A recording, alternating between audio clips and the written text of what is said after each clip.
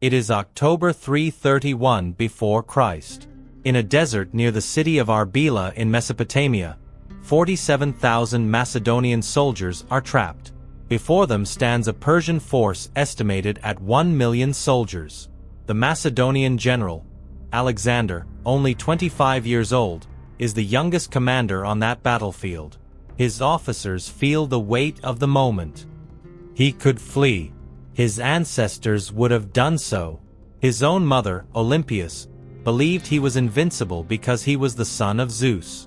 But in that moment, alone in his tent, Alexander did not feel invincibility. He felt the cold of the desert cutting through the metal of his armor. What would happen in the next 12 hours would determine whether he would become the king who conquered half the known world, or merely another general dead in a foreign land. To understand how a 25-year-old boy arrived at that desert, we must go back 25 years. Alexander was born in 356 before Christ in Pella, the capital of Macedon. His father was Philip II, a notoriously ambitious king who had transformed Macedon from a second-rate kingdom into a military superpower. Macedon was surrounded by enemies: Greeks to the south, Illyrians to the north, Thracians beyond them. Philip answered with absolute military genius. He invented the Macedonian Phalanx, an infantry formation so devastating that no Greek or Balkan army could stop it. With this advantage, Philip conquered control over all of Greece. But there was a problem. Philip had multiple wives. In 337 before Christ, while Philip was on campaign, he married Cleopatra Eurydice, a Macedonian of pure lineage, while Olympias, Alexander's mother, came from the kingdom of Epirus. This created a succession crisis. Alexander was technically the heir, but his legitimacy was publicly questioned. Historical evidence shows that Alexander felt this rejection as a deep personal wound. His future actions would reveal an obsession with absolute legitimacy, with being recognized as the sole heir, not just to Philip but to all of Greek civilization. And then, in 336 before Christ, everything changed radically. Philip was assassinated during the wedding of his daughter. The effect was immediate. Macedon descended into chaos. There were rival claimants to the throne. There were rebellions. There were external powers, Persia, Thebes, Athens, watching and waiting for Macedonian collapse. Alexander was 20 years old. Historically, this is what military historians call a moment of inescapability. He faced two options and both were impossible. Option 1. Recognize the legitimacy of other heirs or potential rivals, share power. Historical result: be overthrown within months. Macedon disintegrates. Persia dominates the entire region. Option 2. Act with absolute brutality, eliminate rivals, seize total control of the army. Historical result: be seen as a regicide, never be fully accepted by Macedon, carry the guilt forever. Alexander chose option 2, but not alone. Parmenion, a legendary general who had served his father, gathered the Macedonian commanders in Pella. According to historical records, Parmenion spoke a phrase that became legendary: "Men follow a king, not a child. If you abandon him now, Macedon will be devoured by its enemies. If you support him, he will be immortal." Parmenion was right. But he also knew that support meant accepting deaths. It meant accepting purges. In the months following Philip's assassination, Alexander executes his direct rivals. Amintas Aridaeus, his half-brother, is poisoned. Cleopatra Eurydice, Philip's second wife, is forced to drink poison. Her daughter is strangled. Exact numbers are lost to history, but historians agree there were dozens of deaths. Then, Alexander does something strategically brilliant. He forgives his political enemies among the Macedonian aristocracy. He offers amnesty to anyone who joins his cause. Within 6 months, Alexander has the entire Macedonian army under his control. But Macedon was not enough. Philip had conquered Greece, but the Greeks still saw themselves as occupied by a foreign power. Alexander needed Greek legitimacy, not just Macedonian legitimacy. He marched south with his army. Athens, which could have resisted, capitulated when it saw Macedonian force approaching. Thebes, a powerful city-state that had rebelled against Philip years earlier, also surrendered, but not completely. Thebes subsequently rebelled again. Alexander surrounded it and made an offer: complete surrender or total destruction. Thebes resisted. Alexander kept his word. The city was burned. 6,000 people were killed. 30,000 were enslaved. The reason is recorded in multiple sources. Alexander wanted to send a clear message to all of Greece. Resistance was futility. Rebellion would be total punishment. It was not sadism. It was cold military calculation. After Thebes, the Greek city-states gathered in Corinth and offered their leadership to Alexander. Not as a conqueror, but as a champion. He gained what his father had never achieved: genuine Greek legitimacy. Sources indicate he was acclaimed as leader of the Corinthian League, an alliance of Greek states that included ancient rivals like Athens and Sparta. At that moment, at 22 years old, Alexander controlled all of Greece and Macedon. But his eyes were already elsewhere. In 334 before Christ, Alexander crossed the Hellespont with 35,000 soldiers. He left half his army behind for garrison duty.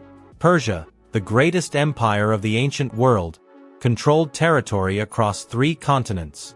The Persian king, Darius III, ruled an empire of 50 million people.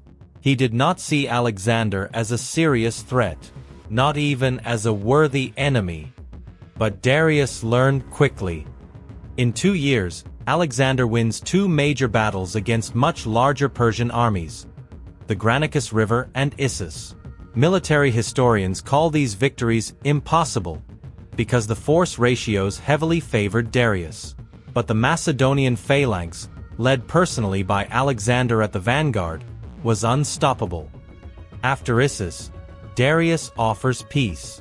Alexander can keep the territories he has conquered. He offers a vast sum of gold as compensation. He offers his daughter in marriage. Alexander's response is recorded in historical sources. The meaning is documented: no price is sufficient for a king. When you breathe, I must rule. When you fall, the world is mine. Darius recognized that Alexander was an absolute antagonist. There could be no negotiation. It was total victory or death. In the autumn of 331, the 2 armies converged near Arbela in Mesopotamia. Darius had chosen his ground carefully: flat, open terrain favorable to Persian cavalry and war chariots. He also attempted psychological terror. Rumors circulated that he commanded 1 million men. The night before the battle, the Macedonians are afraid. It is documented that even veteran generals had doubts. They would face a force potentially 10 times larger. Most ancient armies disintegrated psychologically before such confrontations. Parmenion, now an old general with vast experience, goes to Alexander's tent and advises him to attack the Persian army at night, while they sleep. Win dishonorably.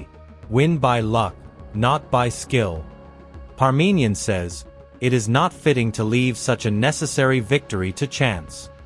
Alexander responds, steal the victory? That would diminish my glory. I prefer to win in such a way that my enemies never doubt my superiority. The next morning, Alexander organizes his phalanx in a diagonal formation, a tactical innovation that historians still study. Instead of a straight front line, he places his best infantry and cavalry at an angle, allowing him to break the Persian flank rather than meet their full force. He places himself at the head of the Heteroi cavalry, his most elite guardians, young Macedonian aristocrats he had raised from childhood. This was not merely leadership, it was visible personal sacrifice. If he died, they died. If they died, he died. When the battle begins, Darius makes a critical tactical error. He concentrates his cavalry and war chariots against the right flank of the Phalanx. His objective: break the Macedonian line and capture Alexander. To an ancient observer, the Persian strategy was working. The Persians were advancing. The Macedonian flank was falling back under pressure. Any rational general would have seen the danger. His army was being flanked. In that moment, exactly when all seemed lost, Alexander makes his decisive move. He personally charges with his elite cavalry directly toward Darius. Not at the wing, not at the flank, at the king himself. What happens next is not certain. No source records the exact confrontation between the two, but the result is documented. Darius turns his horse and flees. In an ancient army, the flight of the king was a sign of total defeat. The Persian army collapses. The Macedonians pursue not in retreat but in organized slaughter. Casualty estimates vary, but records indicate between 40,000 and 100,000 Persians killed. Macedonians: approximately 1,000 to 3,000 dead. A victory of 30-1 against a numerically superior force. Strategically impossible.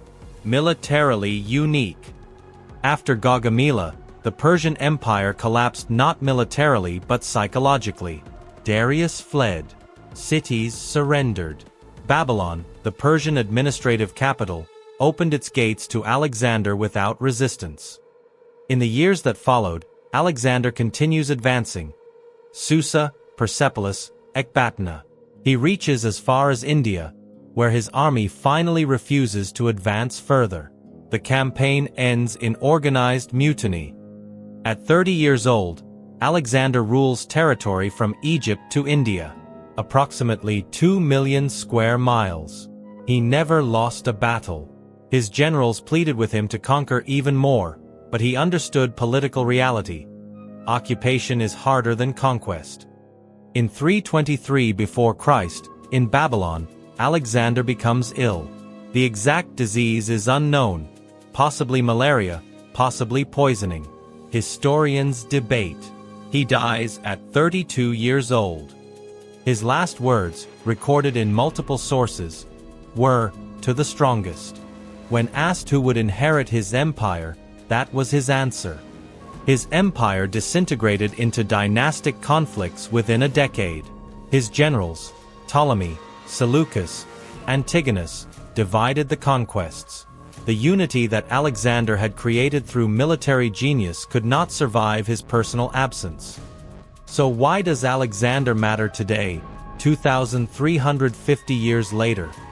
The answer is not in his lasting success.